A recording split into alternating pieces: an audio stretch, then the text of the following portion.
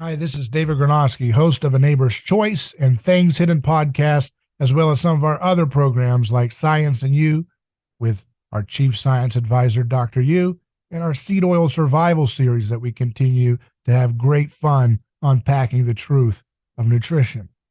I wanted to give you a quick little message saying we appreciate all the support that we get from our uh, monthly contributors and our one-time donation supporters.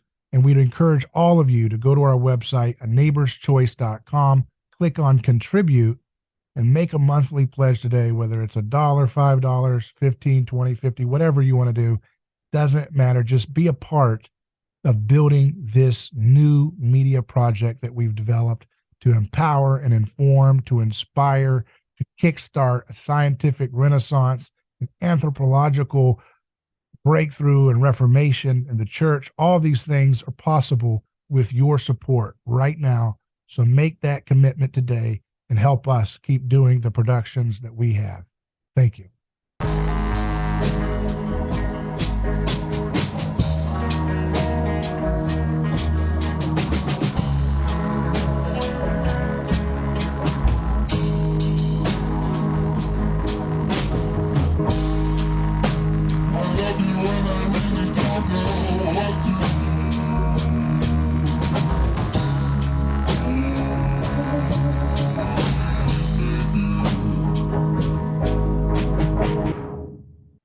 Welcome back to another episode of Things Hidden, our anthropological deep dive into current events with mimetic theory and our own contributions to this space of anthropology. I'm joined by editor at a neighborschoice.com, Surit Dasgupta. How you doing, sir?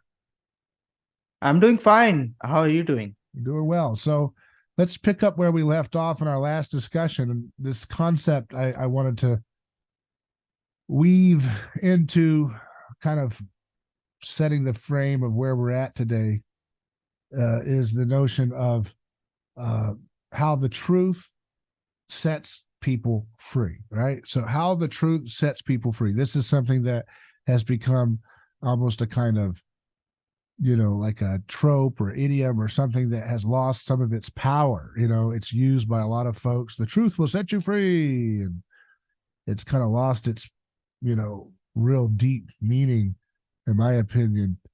And so, I'm sure you've seen that, even like Sean Hannity says, the truth will set you free, as he lies people into every war ever conceived since the man has been on media, So people use it and it kind of like it loses its luster and its meaning, but there's something really powerful there.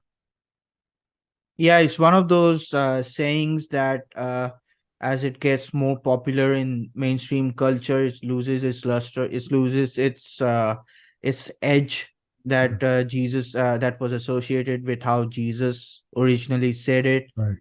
So yeah, you're right. So how does Jesus set people free with the truth? A couple points I wanted to kind of anchor it with was you tell the truth about your desires and desires themselves, and you tell the truth about your people, its history, and that the first kind of helps you have a personal apocalypse where you can unveil the sausage making of your own heart's desires, both the good and the bad, both the healthy and the idolatrous ones of your desires. And then the secondary, telling the truth about your people and its history, that has a kind of liberational effect for your nation and your politics and your governance. Yes, absolutely. And uh like again, coming back to that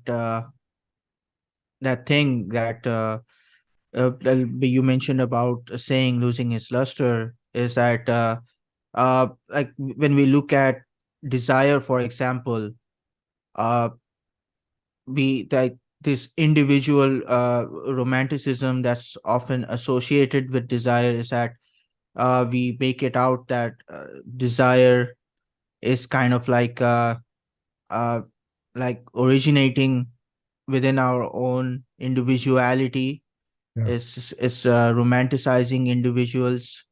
Uh, but I think that deep behind that, but there's a struggle that's going on between value for human life, and there's a tension that's going on between the dignity of the human individual and the reality about desire.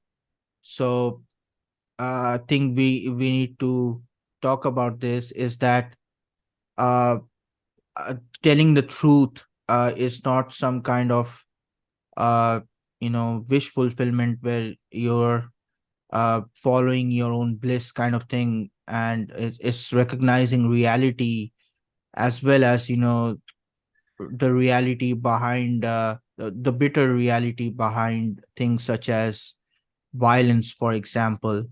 So we often, for example, make it out to be that violence is often a battle between the good guy and the bad guy, but in reality, it's a conflict between two groups or two persons who are vying for power, right? And mythology is how they justify that vying for power. And yeah, it's the same truth has to be told about desires as well, is that we are social creatures, we are interdividual creatures, we are related to one another, and we want to know how that dynamic works as well. Yeah. Let's look at some passages about, well, first let's start with Matthew chapter 10, starting with 34.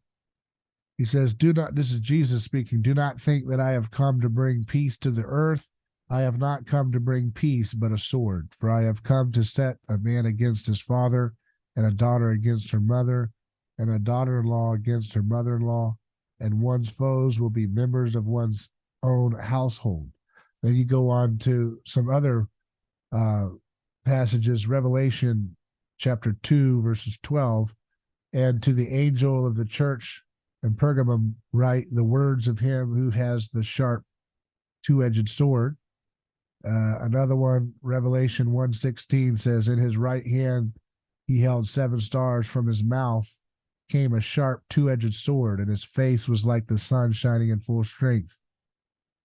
Um,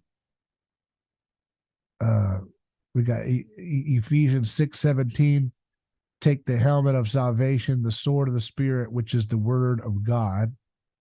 So there's this association with the word of God and the sword coming out. Isaiah 49:2 said, he made my mouth like a sharp sword.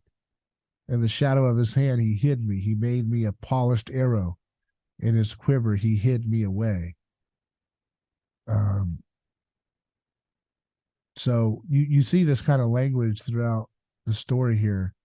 In Hebrews chapter 4 in the New Testament, verse 12, for the word of God is living and active, sharper than any two-edged sword, piercing to the division of soul and of spirit, of joints and of marrow, and discerning the thoughts and intentions of the heart. So Jesus in John says that Jesus is the word in the logos, and this logos is a two-edged sword. And this idea of what Jesus says, I have not come to bring peace to the earth. I have come to bring but a sword, right? Revelation 19:15, coming out of his mouth is a sharp sword with which to strike down the nations.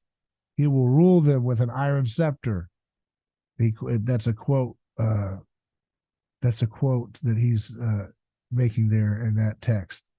And you see that again in other passages that have a similar kind of connotation. Yeah, coming out of his mouth is a sharp sword with which to strike down the nations. So how does someone's mouth look like a sword, right? And that's where we get into, if we look at this from an anthropological perspective, when you are telling the truth about your own desires, now you are speaking a sword that's going to cut away the false illusions of yourself that you have when you are living kind of unaware of your desires and mastered by your desires. So if you chase after fame or fortune or uh, power and control over others, using people as fodder for your ambitions, when that's your pursuit, you are not, you're being mastered by your desires, mastered by your passions.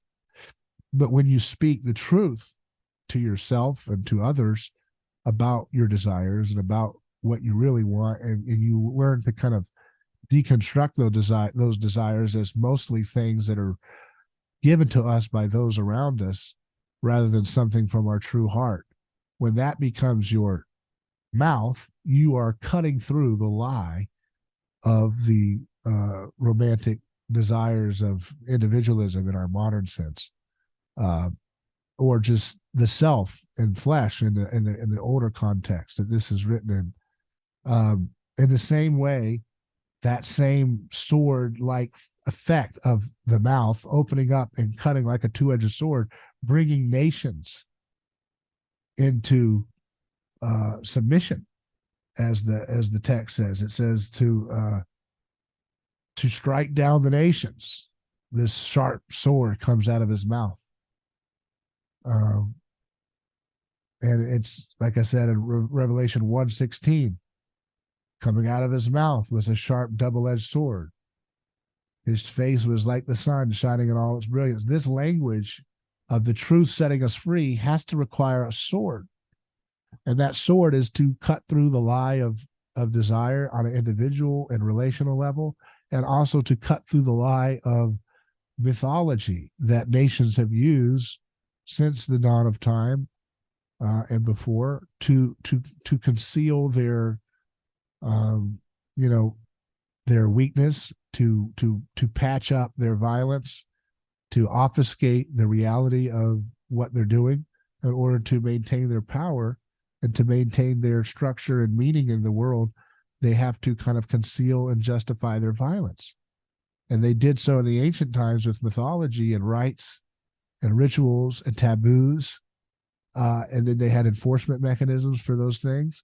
And nowadays they do this in a similar way, but now it's more mediated by victim garbed speech codes, right?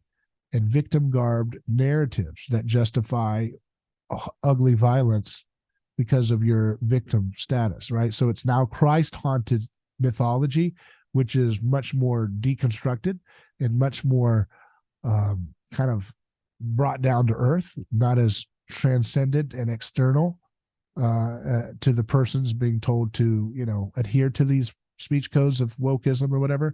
It's not, in other words, it's not being told to you explicitly, Marduk is the ruler of the world and he has told you to say your pronouns, right? Zim and Zer. It's not that. Now it's, no, this is, what it means to be awakened, in some kind of brotherhood of man, emancipation from institutions and this kind of stuff that is very popular in our political correct discourse today. That comes from a much closer place to home than, it being an actual God that people were going to believe were mandating certain mythological, practices. So, Surit, you want to jump in there with anything? I think you're absolutely right.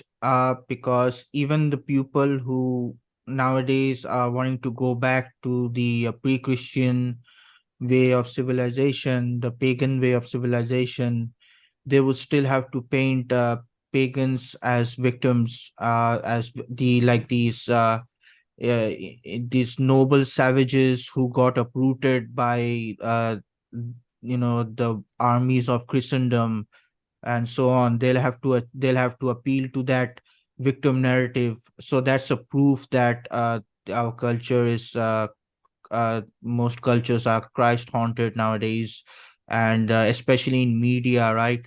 Like if you want to push forward a narrative where like we are in a position of power and therefore we alone have the authority to make the narratives, it won't gain currency from people who on whom the establishments in any cultures are dependent on, right? You have to have the backing of the pupil, and that very thing itself, that you have to have the backing of the pupil is proof that uh might no longer makes right in our today in today's culture. We have to have a consensus. If we don't have consensus, then we'll have to manufacture a consensus or something to that degree. So yeah, we're very much at the mercy of the narrative of reality that is very you know that is very much at the mercy of the victims of history. Like even the movies that we see today, it has very diverse cast because of the victims of yesteryears. And But it's that there's way no for everything. Like, why do we have public school? Well, public school is coercion based right. schooling.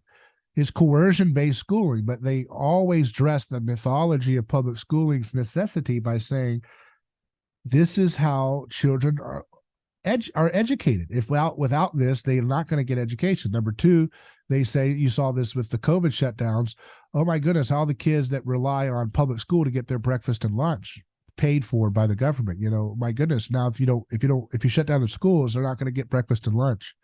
And so it's like, schooling is the place where it's the mother womb. It's the mother's womb of the state, German, growing and developing the little citizens, the little worker bees, and conditioning them the way they want.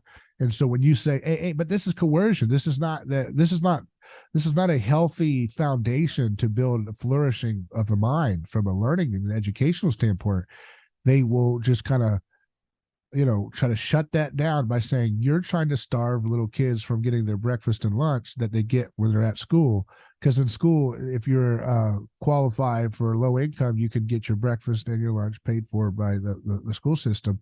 And that's where their welfare programs like drop your kid off, or no, don't worry, we'll pick them up and we'll take care of them. You go work a job, because that's the American dream. Everybody having a job, not seeing your kids. Then you get your kids back. You get off work at 5 or whatever. Your kids are off, at 3 or whatever. So they have to go to some kind of extracurricular program or just wander around by themselves or something, or friends. And then, you get off work at 5 or so. So you come home, you got to make dinner or buy seed oil, seed oils, which are subsidized by the taxpayers to be extremely cheap, fiat food. And you eat the seed oil sludge food, or you have to make a dinner.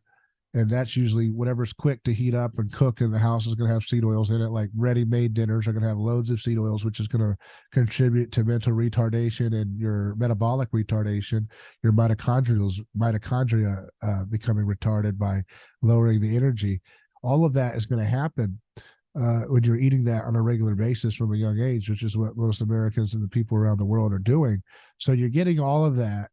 You got homework. So if you're going to be somewhat of a up and up kid, to pass this system, you're going to have to get your homework done to some degree, although that's probably less and less enforced. But let's say you're trying to do the system with a good conscience because you want to be an upstanding, honest person. So you got to do your homework, can't just flunk around everything.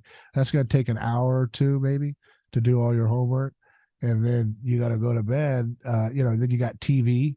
So you're getting home past 5. You get to see your kids for 2 or 3 hours. You take shower, homework, go to bed, and you do that again every day for 5 days a week.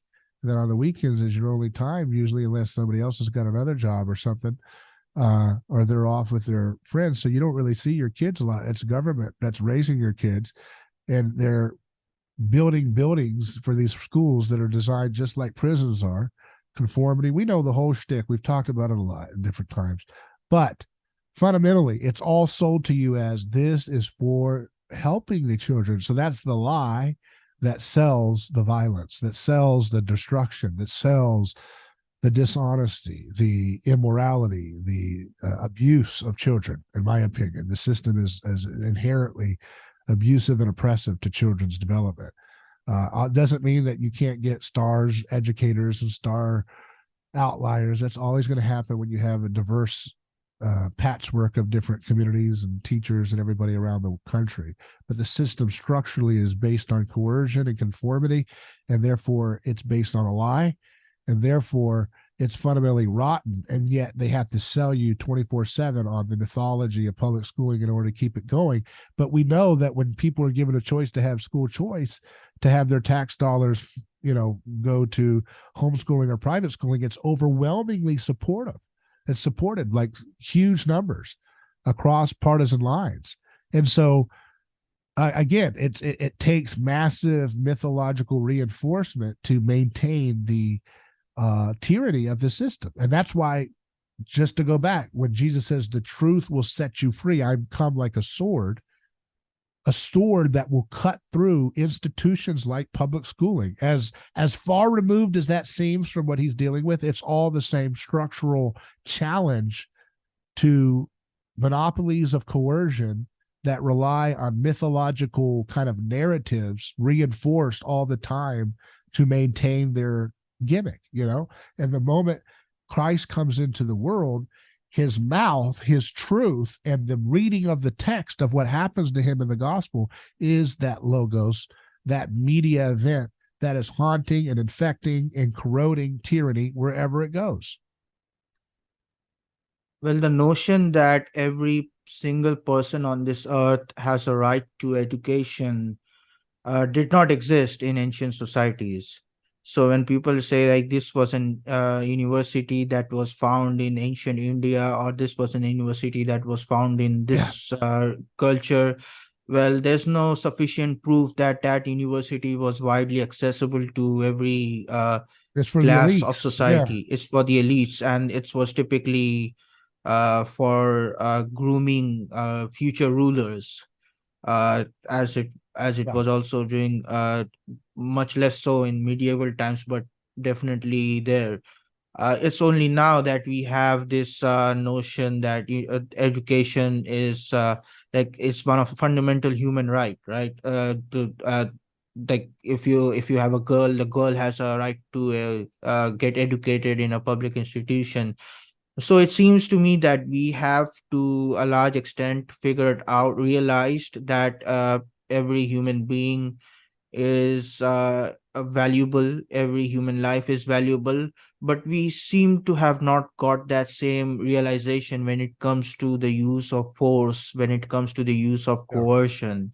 It seems to be always a blind spot for many progressives, and I'm not singling out the progressives, I'm just saying it's more the case with them. They always for big governments and all of that.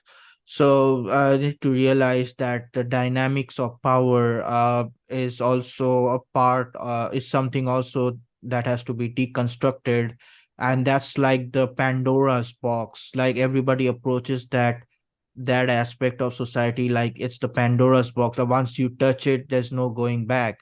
Yeah. But that's exactly what Jesus wanted, right? Jesus deconstructed the powers of this world when he was crucified on the cross. He exposed the powers, the powerful people, whoever they may be, may they be the Romans or the Sanhedrin or whoever, the people in the positions of power need to realize, and not just them, like the average persons are also fixated on power too, because they're also legitimizing these things. They're also giving the powerful people, the weapons by which they can wield upon on all the people. So this is for everybody. Yeah.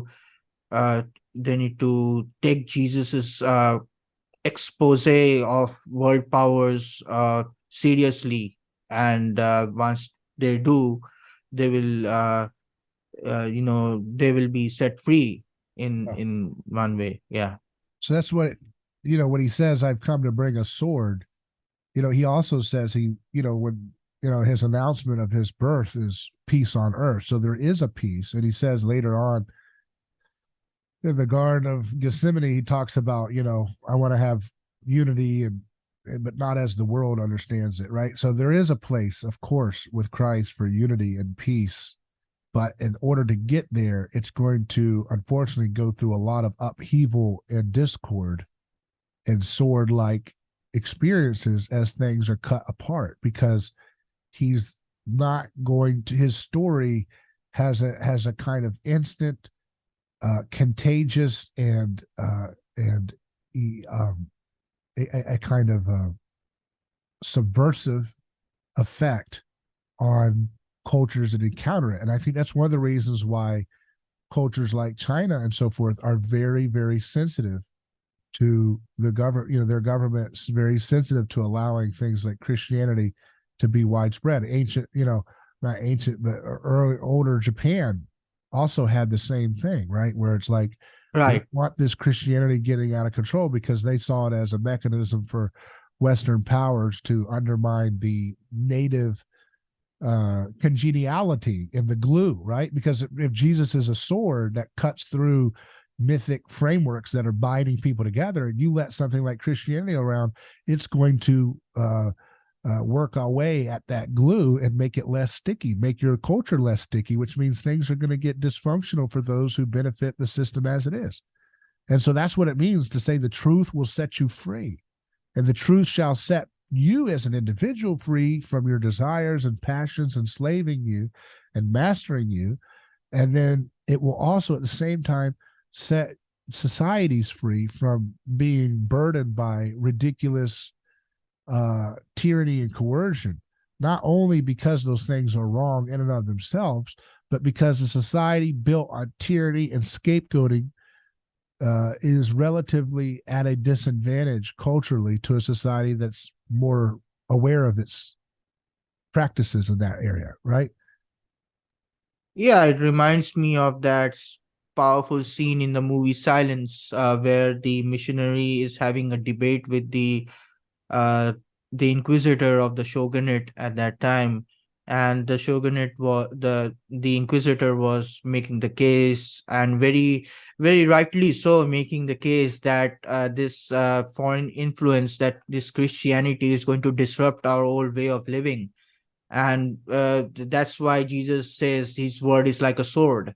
It's because it's not something that people automatically, it's something that people are generally very afraid of, right? It's like throwing a wrench in the whole machinery of what makes a society tick.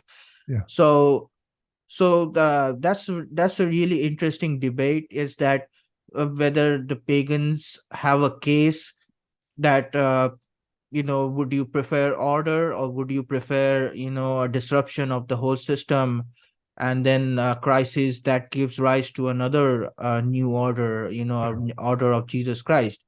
So that's one thing that people in general will have to awaken to, is that this Christianity thing, initially it's very disruptive, it's very dangerous, and it's perceived as dangerous by all foreign cultures who get exposed to it Yeah. initially, I right? think, yeah, like let's look at the case study of Papua New Guinea, where my friend Monica Paulus had to flee. We had her call in live on radio years ago. This is 2018. She called in live on my cell phone, and I had to put it on the mic in a very kind of rudimentary way because she didn't have the ability to call the radio station from Papua New Guinea. But she was being hunted while we were on air. People were trying to get into her house to accuse her of witchcraft and burn her alive like they were doing other women. I mean, this is something they still do in some areas of Papua New Guinea. And when I asked her, I said, well, doesn't Christianity stop that scapegoat? Because it's like a real world example of scapegoat sacrificial witch hunting happening in real time. And you think, well, Christianity did away with that. Well, Christianity didn't really permeate Papua New Guinea like it did other cultures. That's number one. But number two, to the extent that it did start to percolate and impact culture, it actually in some ways exacerbated a return, right? Like a conservative trad, if you want to be a trad, whatever their religion was called, right? Right. Trad reactionary, you're going to double down on bringing out the witch hunts and burning people alive. And I asked her, I said, so what do you mean? And she's like, well, people who are in areas that are infected by Christianity, they have more access to wealth and, Western foods and Western amenities and clothing and technologies. And that inflames what she called gelos, Jelas, which is a kind of like jealousy and deep, resentful, full-bodied resentment and envy, right? And so, like, as people exposed to Christianity and Western, technologies that have come with that, are able to enjoy some of that wealth, that disproportion, that kind of gap that opens up because of the radical kind of like abundance that can happen with some of those amenities and modern comforts, creates more envy, right? And more envy snowballs into accusation, which, like in a trad reactionary sense, kicks in the need to create order again and everybody to go along with binding up these women and burning them alive. And they literally do. So yeah, I mean, that's an example in real world that the truth will set you free. It sets you free from the scapegoat mechanism, but as it dissolves the scapegoat mechanism's universal, because remember, the scapegoat mechanism in Papua New Guinea is happening on the margins. There's still cities where you have a police force and a court system. That's the impact of Christianity, invading that culture and bringing with it things like, okay, no, we don't just, because literally if you're a woman and you yawn the wrong way, they think that maybe a spirit flew out of your mouth and you were covering for it, especially when there's a crisis, just like Girard predicted. That's why this theory is beyond just a theory, man. It's a discovery, right? I mean, it's a discovery, an explanatory model that makes sense of what we see. I mean, I don't think he knew about those stories of Papua New Guinea happening in real time. I mean, it's happening to this day, past his death. And he explained that, in his theory, he predicts that these things are stirred up by, scarce resources or a crisis, like a death or, death of a child or a plague or a sickness. That's the very thing that Monica Paula said would stir up another witch hunt burning. And yet they do these things. And then what happens? They're not as efficacious anymore because the society is not fully enclosed by that original pagan sacred. So the sword of the truth of Logos has come alongside other things, whether it was intended or not. And it's got a sword of truth that cuts through the universality and the unity and the believability and the transcendent external reality of, the structure of their native religions. And with it comes this kind of transitionary stage where we're all in it. We're all in it, by the way, in different ways. But this transitionary stage of, well, okay, now that we don't have that to believe in, and now that we don't have that transcendent to bind us all together, how are we going to control our emotions? How are we going to control our passions? If every one of us is considered to be an equal child of God in some kind of, implicit subtext of your culture, how are we going to handle our control ourselves when we get raging mad with envy? It's so that knee-jerk return to the sacred of returning to burning a witch resolves that matter for those trad reactionaries over there in Papua New Guinea. But for those who, are kind of past that, people are not doing that in America. They do that through other passive aggressive ways like UFC, maybe brawling. I guess that's a way to let go of that blood that people need, that kind of violence, catharsis. You also see that with things like, lawfare, where people are being railroaded and put in prison for things that are dubious and nonsense, and put into an assault cage that we call prison. So those are passive aggressive forms of this kind of scapegoat mechanism still active in a country like America today, but they don't provide the catharsis, right? Because they are so passive aggressive. There's a kind of whimper to the catharsis. There's a kind of ineffectual. There's a kind of impotence to this attempt at catharsis, which then just produces more martyrdom energy on the person being persecuted, which then creates more mimetic rivalry energy back and forth. And so like you said, sir, ancient communities were very sensitive to bottling up these desires and bottling up people's positions in the pecking order. And Christianity kind of challenges a lot of that. Christianity is not, let's be clear, is not an egalitarian force in and of itself. I think egalitarianism is a reactionary ideology, responding to the impact of Christianity in the West. But rather, I think Christianity softens up this idea that the hierarchy is kind of like this fixed structure that has been imposed upon people by the gods and the myth that people buy into. Yeah, egalitarianism, like a lot of things are there. People would have a hard time explaining how this certain thing came Yeah. into certain cultures, unless they would consider the effects of the gospel narrative upon those cultures. It's a lot like how, like, people often complain, why are today's movies and music so, quote unquote, degenerate? Why do they have so much sex and violence in them? Well, it's because at one point in the history of making movies, is people they came this movement called realism. And realism is a kind of rebellion against mythologizing, right, romanticizing mythologies, where people just demanded that storytelling mediums presents things as they are. So that's why, people included all the ugly side of life inside their storytelling mediums, in the movies, music, whatever they, so that people would accept reality for what it is. And that's another part of the truth telling contagion that takes hold of a culture once that culture is permeated, in every way, in every Yeah, manner, it's a by good point. Christianity. It's like when you hear all the vulgarity, obscenity on music today, it's like putting on that movie They Live, where he puts on the glasses and he can Right. see the truth of everything.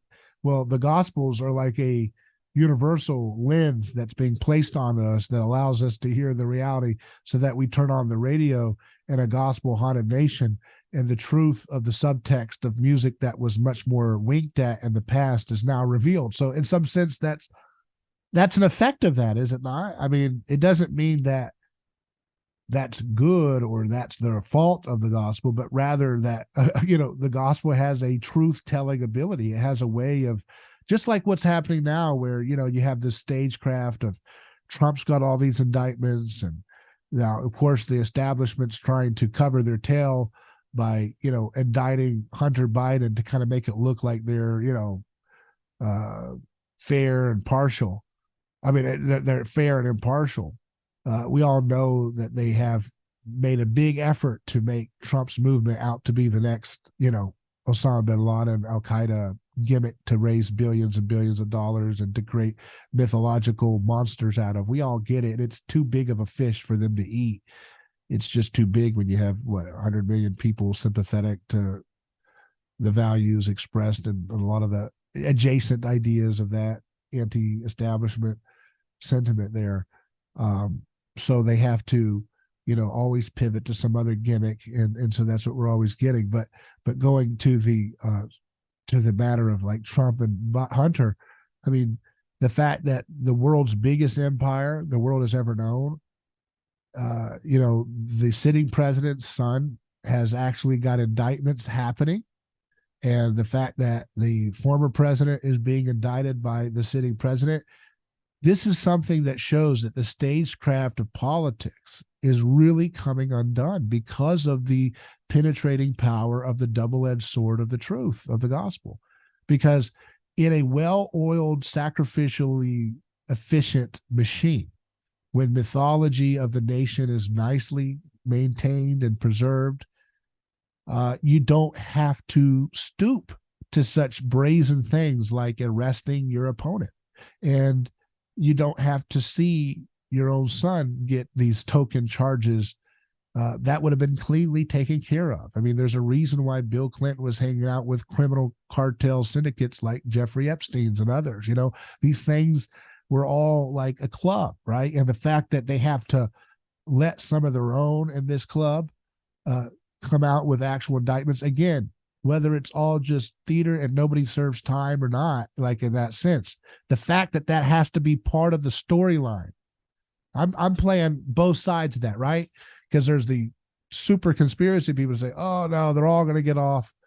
You know, Trump's not going to have any hard charges, and it's all just a slap on the wrist to make you believe he's the martyr, so you get all your energy worked up to do. There's a lot of people that seem to like that concept, and then there's a lot of others that, think, oh, Hunter Biden's only getting charged to make it look like the DOJ and the establishment is very impartial in their execution of the law. The fact that they have to even roll out these storylines of indicting a former president and indicting the son of a sitting president is an example that the violence that the state is meant to mythologically manage is really overwhelming its ability to do so well. The fact that the world's biggest empire has to run with a narrative of the former president being indicted at the same time that the sitting president's son is being indicted with all these crimes, that was not part of the political sausage making game. You always kept, FDR was doing crimes left and right,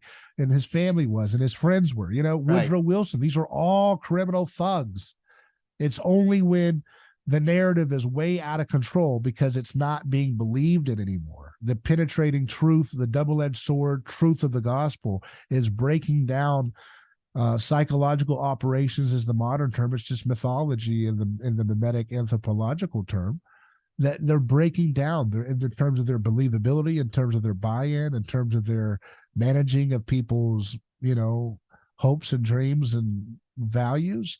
All of that is so falling apart because of the gospel infecting our media technologies, and our media technologies growing exponentially in terms of social media and distribution of challenges to narratives, that we're now at a point where they have to let some of the catharsis out by having criminal indictments into the protected club class of presidents and their families. That's a sign of the real-time dissolution of mythological structures happening in real time as we speak.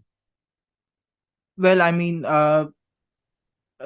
let's look at, on top of that, I would also add that the celebration, the current celebration of conspiracy theorists, right? Why do we hold conspiracy theorists? I'm talking about the average people. Why do they hold conspiracy theorists up in such high regards as like dissident voices, right? As like the powerful voice on the margins, right? It's because throughout history, of course, we have to realize that conspiracies have always been a thing. There is no single civilization that hasn't conspired in one way or another against its people or against other people. They were the norm. But nowadays we look at conspiracies as these things that should not happen, that people deserve to know the truth. This kind of Right. That's a good sentiment. point. Yeah. Like you would not Yeah. So in ancient conspiracy was, times. so say the first part is what, that the conspiracy was considered a gentleman's game or something, or some kind of, Well, conspiracy was the norm, but yeah, it has always been the norm right, among right. That's the a great ruling point. class, and there's no, you can't point to a single to Yeah, single kingdom or a yeah. single democracy or whatever where conspiracies did not exist. It always exists. Well, There was no such thing. the CIA really put that term on the map when people started questioning their ridiculous assassination of John F. Kennedy, right? That was when the words conspiracy theory really became such a But it's one mainstream of those things that had a word. boomerang effect, don't you think? Right, Because right, in labeling right. them, Yeah. in labeling it as such, you gave the voice to, you gave a voice to such a Yeah, you people. acknowledge that it's possible that conspiracies do exist when that was something that was completely for those in power to enjoy and for those outside of power to be oblivious to, right?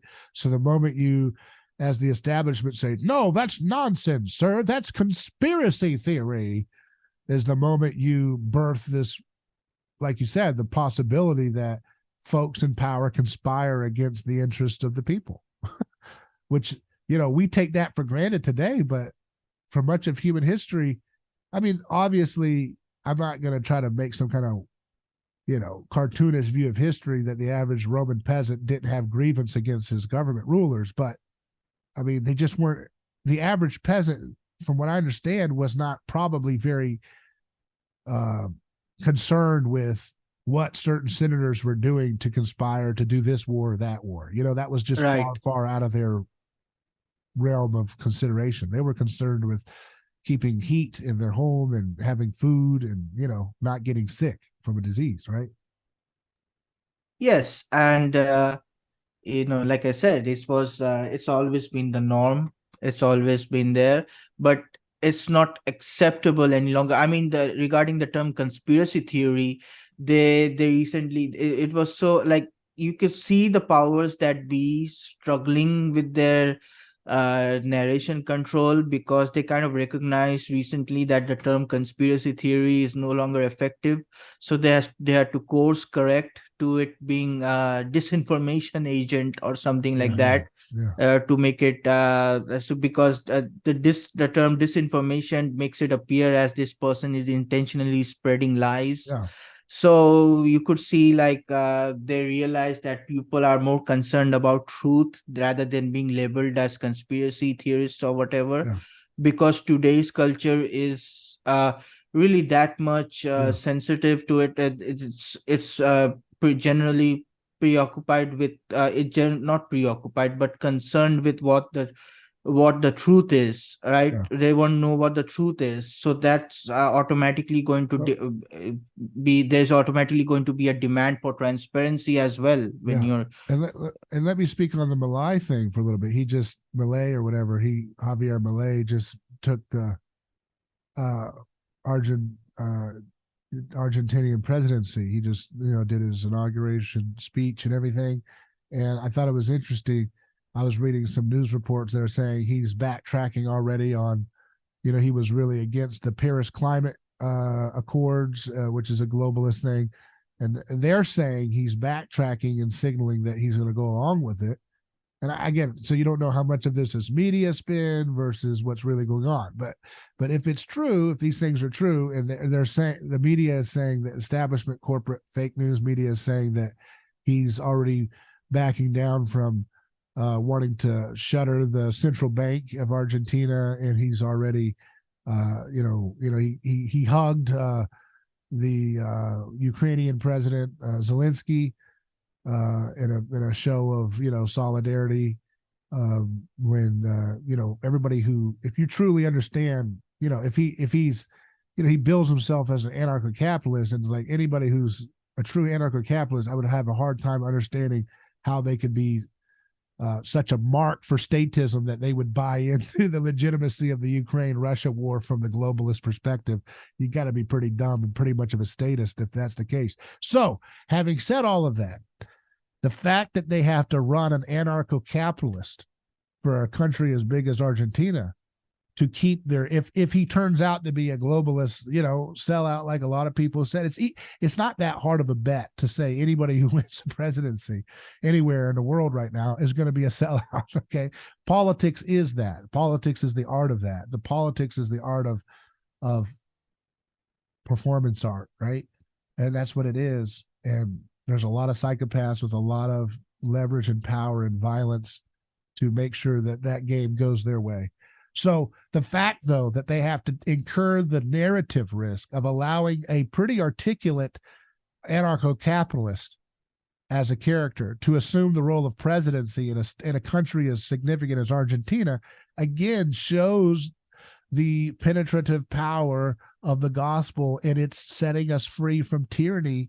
And tyranny depends on mythological narrative control. Myth is narrative. Narrative is psychological operation. It's all information war, as Alex Jones' shows called information war. It's all, that's the name of the game in our time. 21st century is about information war, precisely because the scapegoat mechanism has to be so precariously defended with elaborate layers of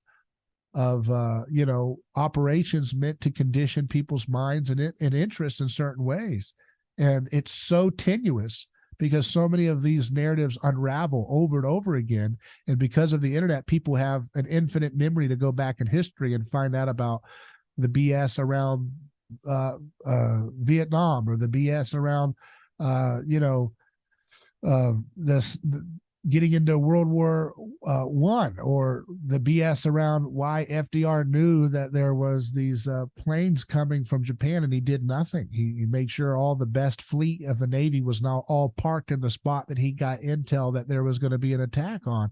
I mean, all this nonsense starts to really calcify the average human person's disposition towards the latest new big crisis that's always being conditioned and massaged and managed for the purposes of maintaining violence in the name of helping some victim. And the fact that they have to risk an anarcho-capitalist to sell the globalist game, if that's what's going to happen with Malay, the fact that, so either if he's a genuine believer and he genuinely won and it's just a straight up good election, that is a sign of the weakness of statism, that an anarcho-capitalist could win in a country that far. But even if he is not, if he's a globalist sellout already, and he's already going to just do a middling little thing like remember the Italian prime minister lady, she said she was going to stop the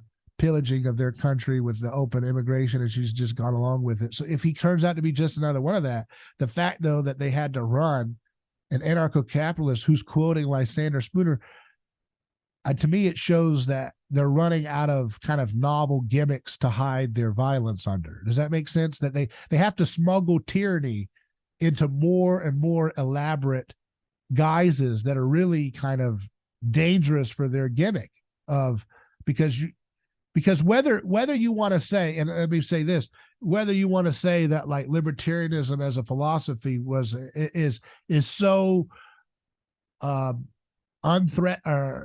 unthreatening to the establishment's interest that they don't care if some raving anarcho-capitalist gets on the mic of the presidency like him.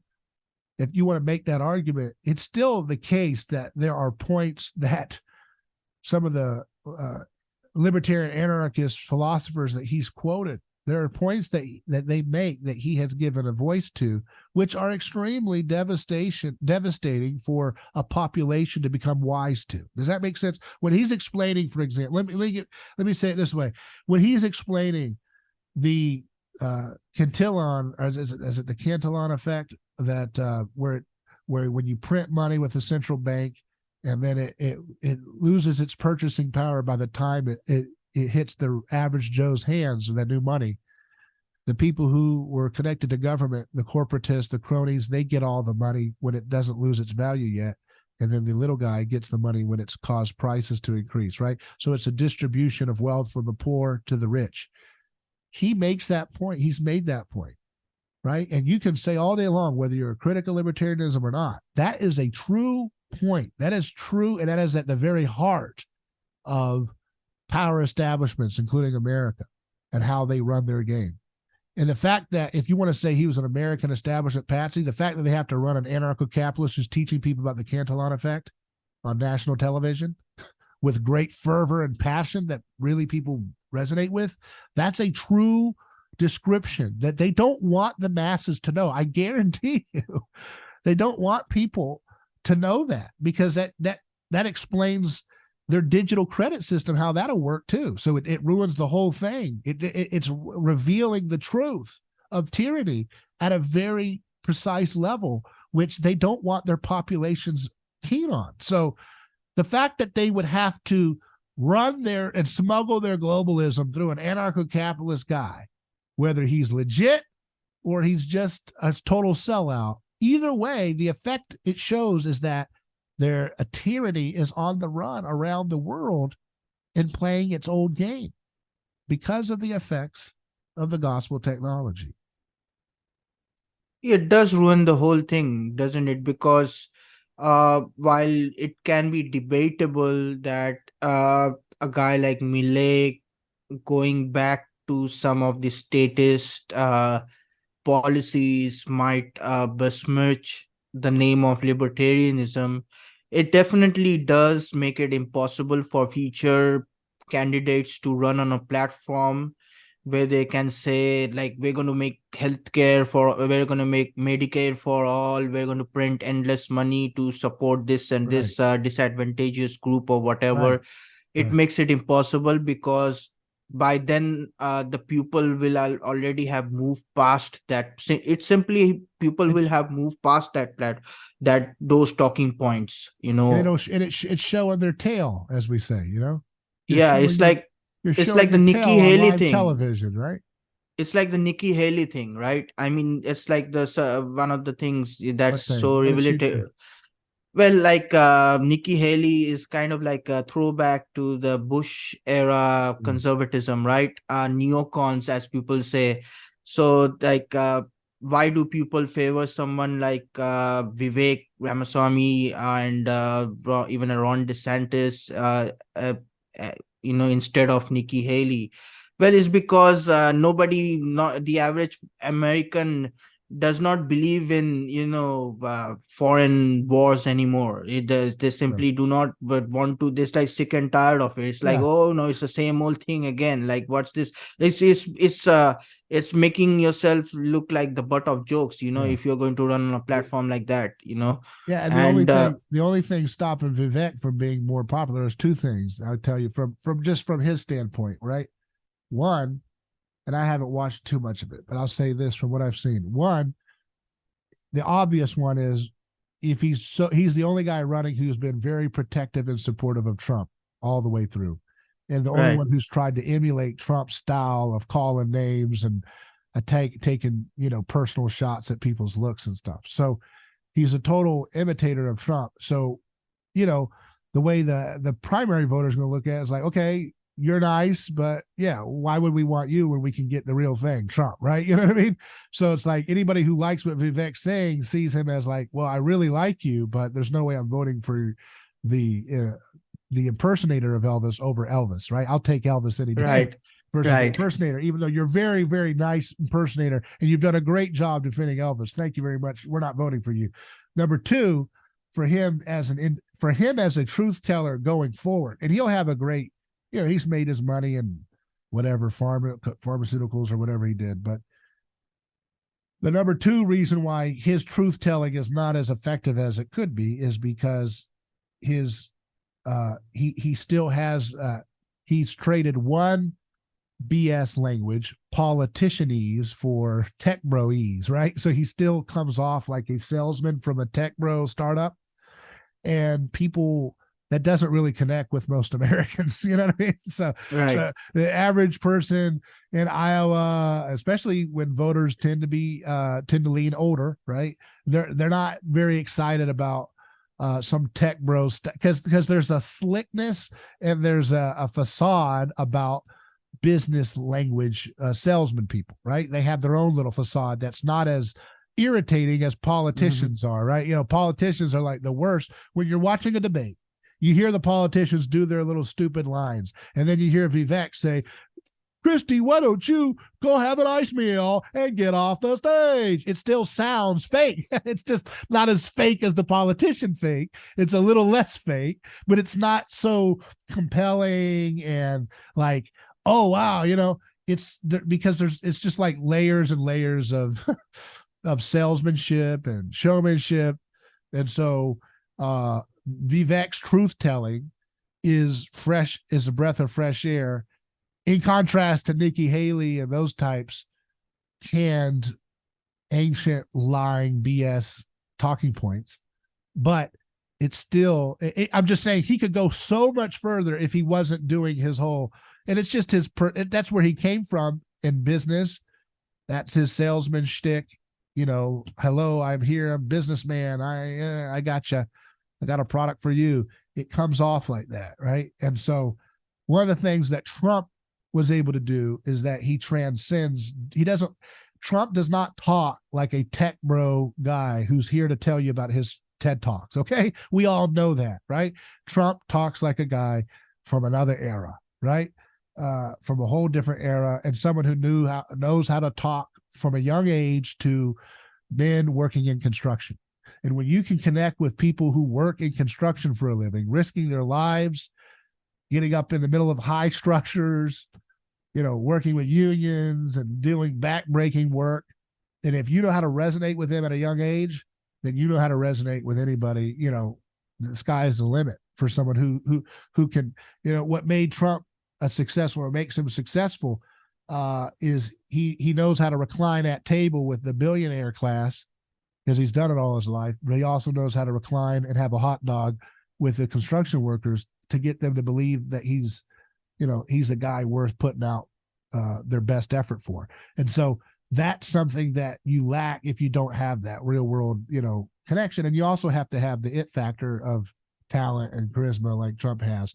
But I know I kind of went on a tangent there, but just to say that I think it's important to illustrate that Vivek is dropping some pretty powerful truths, but it's held back a little bit because of his position in relationship to Trump.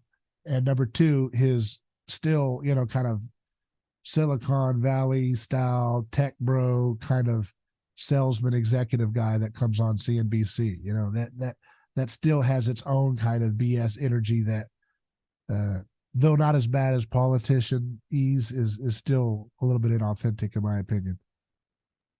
Well, that people are allergic to hypocrites, right? So Yeah. the word hypocrite, it was something that was associated with an actor, a theatrical actor during the times of the antiquity periods, right?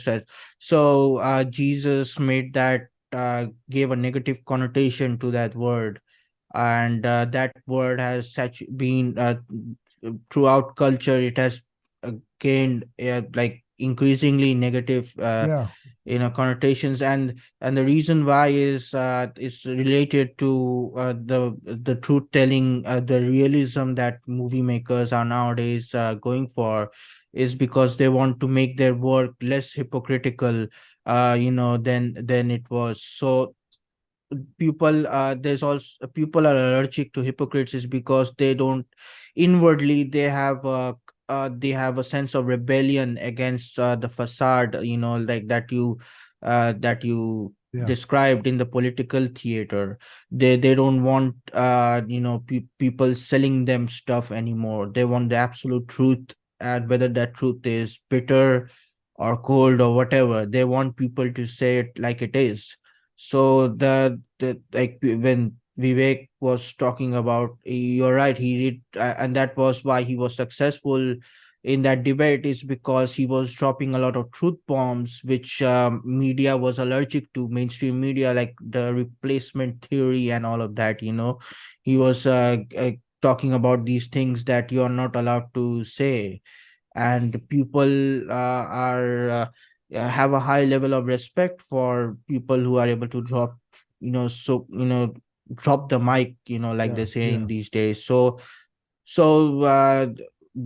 you're right, he's over articulate nature. The the the the thing about him, that he doesn't stammer so much on the platform. He's too polished, he's too, and he also comes across like, he's trying to convince you of something, as opposed to, Trump. The reason why Trump was so successful and why he gave birth to this new political movement is because, like that comedy, that stand up that Dave Chappelle, he was spot on with this, is, when Hillary was trying to expose Trump for his tax practices and all of that, Trump simply said, yeah, that makes me smart. I do that because all people like you do that.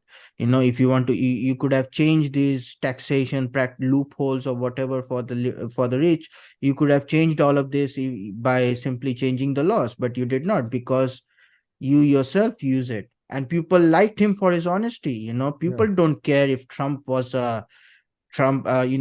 a tax evading person or whatever. He simply was saying that, everybody does it, not only me, but everybody does it. But I was partners for with most of these people, and that exposes, in telling truths like Yeah, that, it felt like exposes the entire thing. it felt like an apocalyptic invasion angle, like somebody who was not Right. supposed to be in politics was invading it from the outside. And that's what made him the ultimate anti-hero, right? And that's why he's still that anti-hero figure where he's the bad boy who's coming to fight the worst, the cowards. Like people will take a very sinful, dishonest person to some degree if he feels like he legitimately is willing to wage war against their oppressors, right? And so all of that is taking place right now in real time. And the fact that they can't keep the lid on things very nice and neatly as well as they could before is a sign that the truth is setting people free.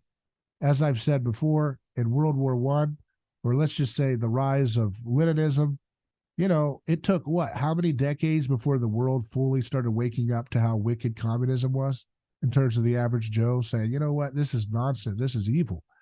No, they thought this was something new and fancy from the space age coming into history early. That communism was the new model of the universe. My gosh, this is so amazing. It's Christianity 2.0. Here we go. Let's go. It's scientific. It's the wave of the future. It's communism. Everybody was like, the chattering classes were like, oh, that sounds exciting. Wow.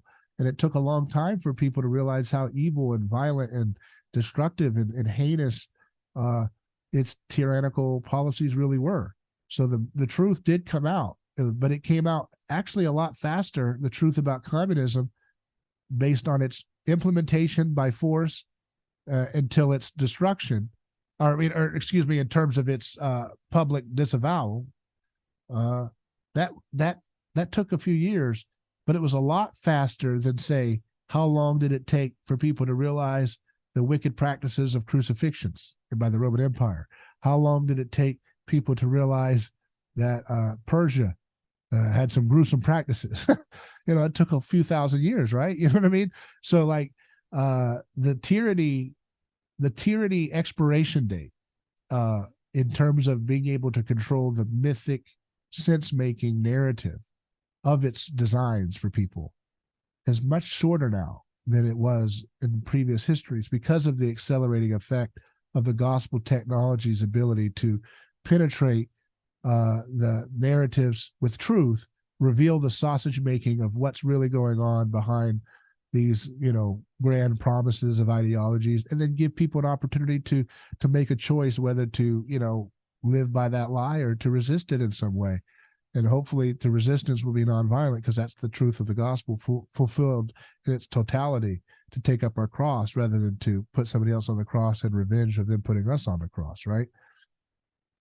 Yes, absolutely. And we've spoken about the disruptive nature of the truth telling, the gospel technology that you've spoken about. Yeah. But I would also like to highlight that truth, it's not that it's just disruptive, but it's also giving rise to new technologies, Right. right? Yeah, for So sure. forgive me for using the movie making example again and again, but it's such a good example because in people wanting to move towards realism, towards more truer things, we have technologies like the color television technology. We move from sketchy illustrations to black and white and then to color technology, right? Because people wanted to see Yeah. how the reality on the TV screens. And right now we have live streaming, right? Yeah. Where we can see everything in real time as opposed Yeah. to as recordings and Yeah. edited things. We can see live streaming of events like the debate, or Yeah. whatever. So it's like people can also see how telling the truth is simultaneously providing Yeah. newer, more innovative technologies that make the old world mythology Yeah. obsolete, right? So when we have live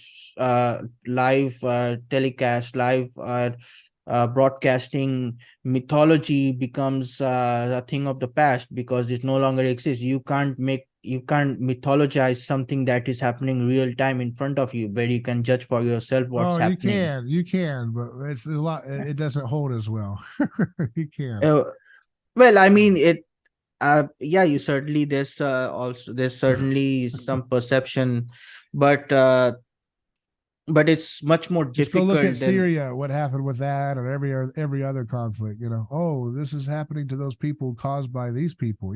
That's still happening, but it's still more tenuous. It's not as easy. Let's put it. You're right. It's not as Well, easy. yeah, It's not it's as a little. easy to. It's not as easy to lie and justify your coercion when you have a live camera going. But you know what's even not. You know what's even harder to do for a state is when everybody and the citizens have a live stream going that's just as clear as the cable television camera that's capturing it live. Now you're in real trouble. Well, look at something like the Kyle Rittenhouse incident, right? One of the things that saved his butt was there were so many angles that covered that incident, Yeah. so people Yeah. did not have to rely on witness.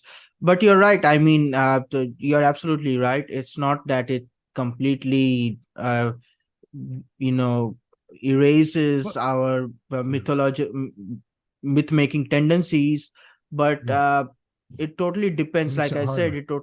totally, yeah, it makes it harder, and also it gives us an impetus.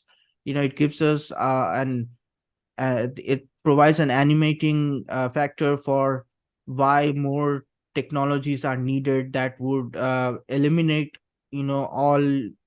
all mythic sense making entirely. It But it would has to be. eliminate. But it's not. It's not. I agree with that. But I think it always has to be a choice that humans have to make to repent to some degree, however simple or small, of that violence, not just the technology forcing them to repent. Like it's a relationship between human choice that goes alongside with the technology making that choice easier, because you have Right. to make the choice. Like, give you an example. This will open up a whole can of worms, but it will do this to end the plane here, to land the plane here.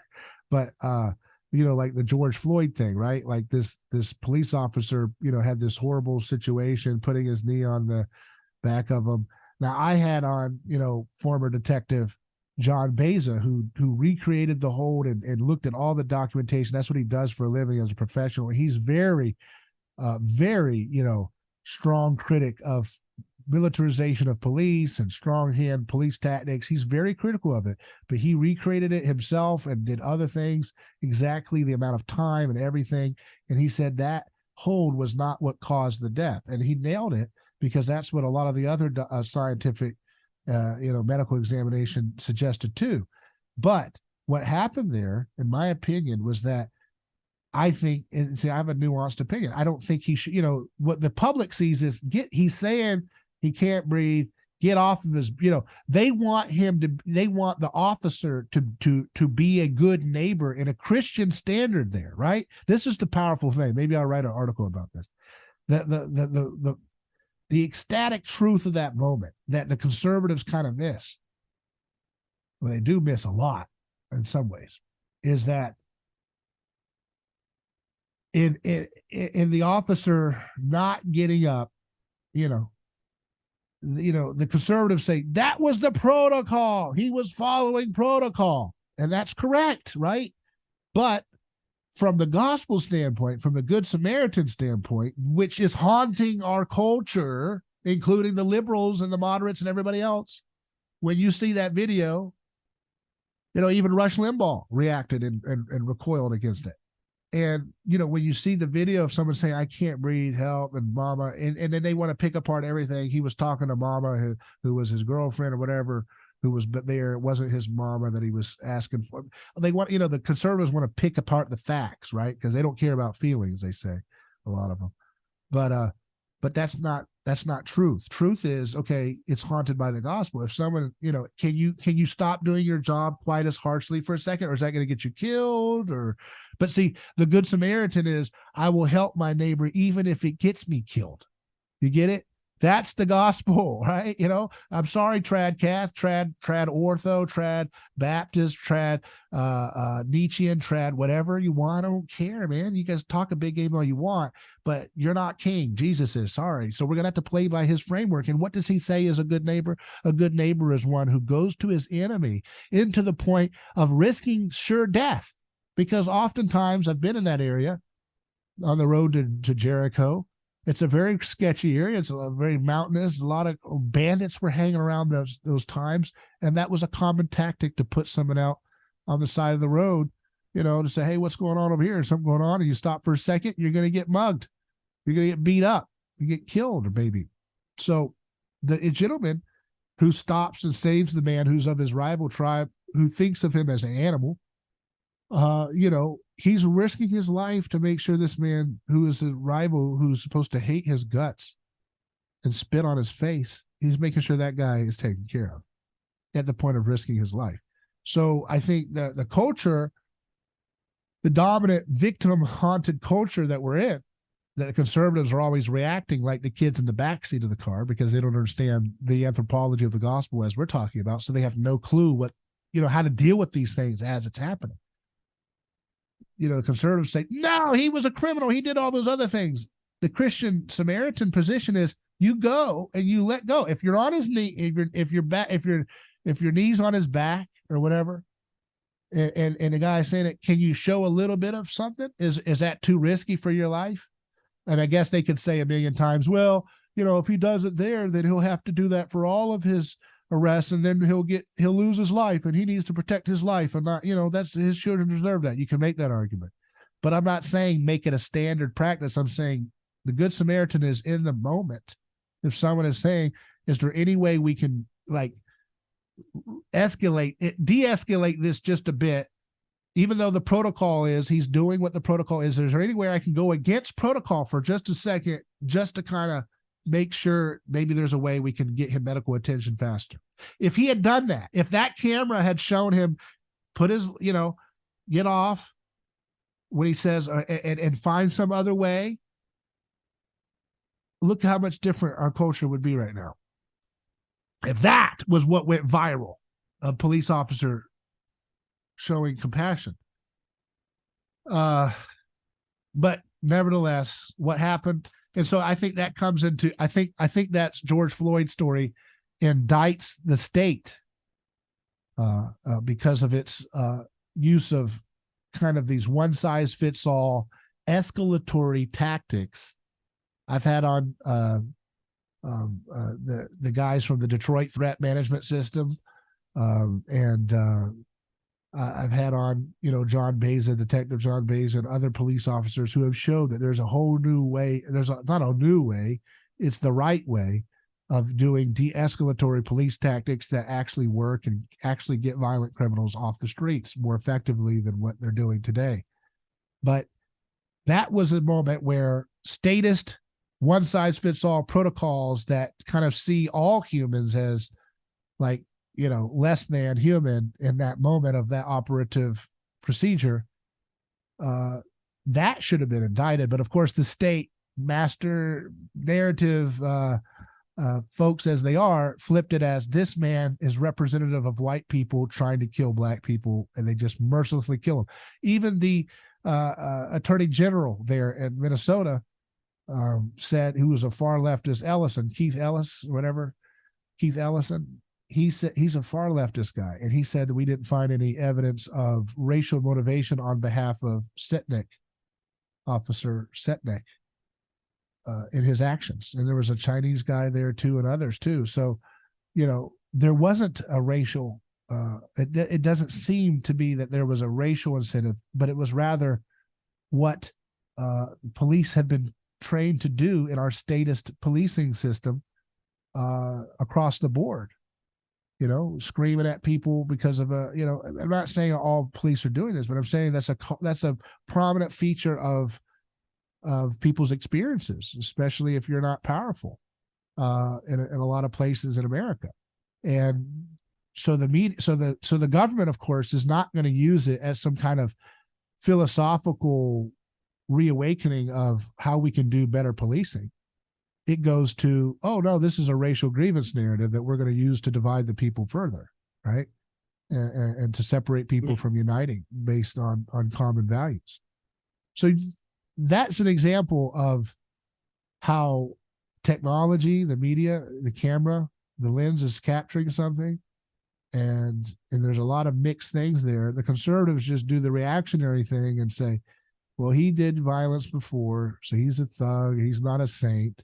But it's like they're like immature little children discovering the religious nature of ideology for the first time, and they don't know how to process it, so they just kind of just take on the low-hanging fruit position of that dialogue and say, well, he's a bad guy. Well, yeah, okay, he made a lot of bad choices, uh but it's also true that that officer didn't seem to be motivated by a racial grievance, but rather just that's the policy that is commonplace uh in status policing in America.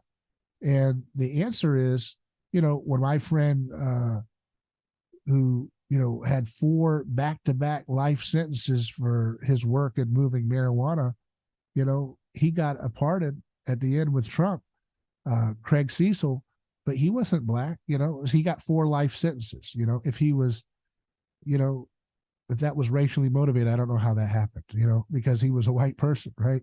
So he got 4 back-to-back life sentences for moving, for his assistance and helping people move marijuana into the country.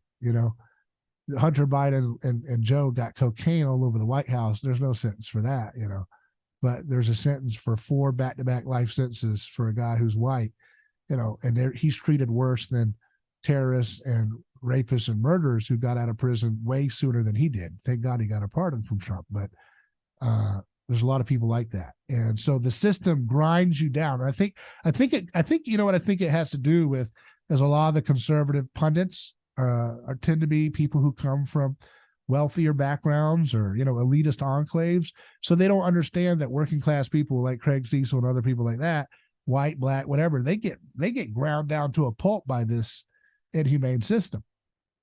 And I'm not even Monday morning quarterbacking whether he was doing the hold right or wrong. I'm just saying, as a Christian standard for our nation, it would be nice if people had a little bit more encouragement to not follow orders so blindly and say, well, this is the policy, I'm supposed to keep him in this position, but he is crying out saying he's in pain and suffering and so forth. Is there another way we can get this alleviated? And that would have solved the world difference. Instead, we've had government use that stuff as this color revolution, new religion that has affected so many people's lives. So many people lost their lives since then by the Summer of Love riots and burnings of cities. And none of that, it was all incentivized by something that didn't need to happen in the way it did, but it did. And people either learn from these things and try to become a more moral and righteous country, or we just become the stupid fools that we're becoming by abandoning the standard of Christ. Yes, you're right that people seem to learn all the wrong lessons from the images that they see, and that George Floyd image is a very good example.